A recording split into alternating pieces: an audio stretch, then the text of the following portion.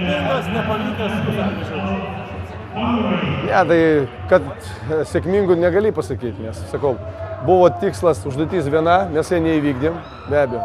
Važiavom prizinės vietas, buvo siekti rezultatas pasakyti, kad pirmą vietą kavosim, taip, padarėm, reikia pripažinti, neįvykdėm tą, jo. Bet antra užduotis buvo, aišku, jeigu taip klostys, tai pasilikti šitam divizione, nu, likom.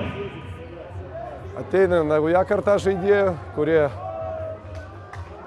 turbūt kitais metais bandys įrodyti kitaip.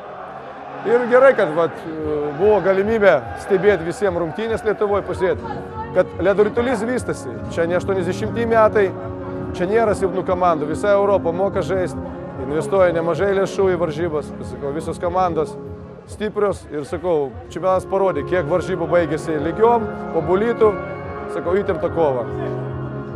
Paskutinės rungtynės, kodėl jos gavosi tokios nervingos, nors turėjom geriau įvarčius? Nu, čia buvo mūsų finalas. Mes planavom žaisti dėl pirmos vietos, bet matot, teko kovoti dėl išlikimų šitam divizionė. Ta pati įtampa,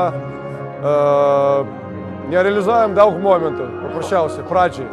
Paskui sugebėjom nuo 2-0 vis tiek išlyginti rezultatą, kur jaunimas parodė. Paskui pirmam ir vėl galutinis rezultatas mūsų, matot, ta įtampa kažkur tai pasisekė jiem, estam, damušti, nu, tokia nervinė pabaiga buvo, bet viskas baigėsi tai, kaip baigėsi. Padėkojom komandai, šaunuoliai, kavoja iki galo.